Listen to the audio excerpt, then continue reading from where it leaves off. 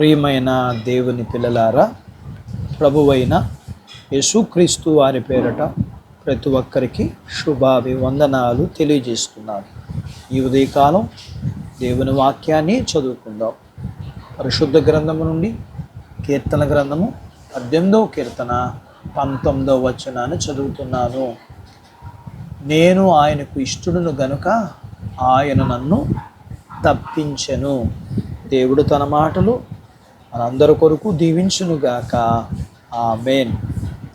ప్రియమైన దేవుని పిల్లలారా, ఈ లోకంలో అందరికీ దేవుడంటే ఇష్టం, కానీ దేవుడికి మాత్రం ఆయనంటే నమ్మకము ఉన్నవారంటే మాత్రం ఇష్టం. హెబ్రీయులకు రాసిన పత్రిక 11వ అధ్యాయము 6వ వచనం ప్రకారం విశ్వాసం లేకుండా ఆయనకు ఇష్టలమై ఉండలేము అన్నారు ప్రభువారు. ప్రియ ప్రభువారు ఇక్కడ దావీదు అంటున్న మాట, నేను దేవునికి ఇష్టను అంటున్నాడు. ఈయన అనగా దావీదు ఏమైనా పరలోకం నుంచి ఏమైనా ఊడిపడ్డా? కానే కాదే. ఈయన కూడా మనలాగే మామూలు మనిషే, కానీ అతనికి దేవుడంటే మంచి నమ్మకం మరియు ఇష్టం కూడా. అందుకని దావీదు తాను గొర్రెల కాపరి అయి ఉండి తాను దేవుణ్ణి తనకి కాపరిగా చేసుకున్నాడు. కీర్తనలు 23వ కీర్తన 1వ వచనములో ఇలా అన్నాడు, యెహోవా నా కాపరి, నాకు లేమి కలగదు. అంటే ఇక్కడ దావీదుకి దేవుని మీద నమ్మకమును చూస్తున్నాం.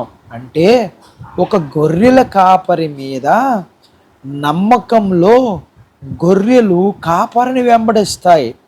ఆ నమ్మకాన్ని బట్టి గొర్రెల కాపరి తన గొర్రెల విషయంలో ఎంతో శ్రద్ధ కలిగి వాటిని భద్రంగా ఉంచుతాడు.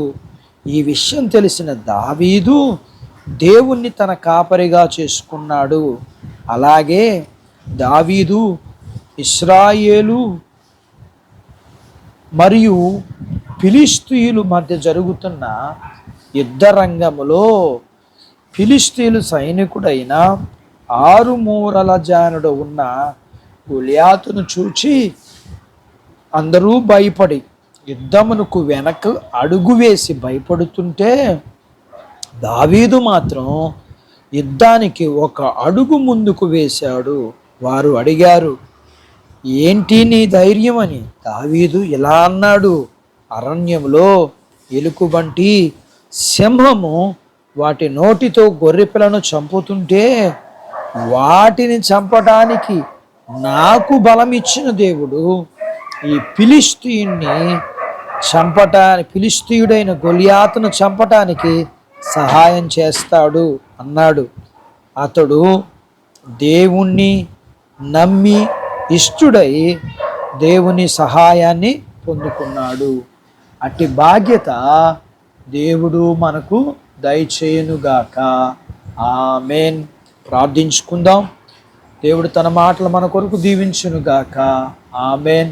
ప్రార్థించుకుందాం. మమ్మల్ని మిక్కిలిగా ప్రేమించిన మా ప్రియ పరలోకపు తండ్రి, మీ పరిశుద్ధ నామమును బట్టి మీకు వందనాలు. దావీదు ఎందుకు మీకు ఇష్టడుగా ఉన్నాడో మీ లేఖనాన్ని బట్టి, మీ మాటలను బట్టి మేము నేర్చుకున్నాము. దేవా, మేము కూడా మీకు ఇష్టలుగా ఉండినట్లుగా, మీకు ఇష్టలుగా ఉండాలంటే మాలో ఏముండాలో మీ లేఖనమును బట్టి మేము చూసుకున్నాం.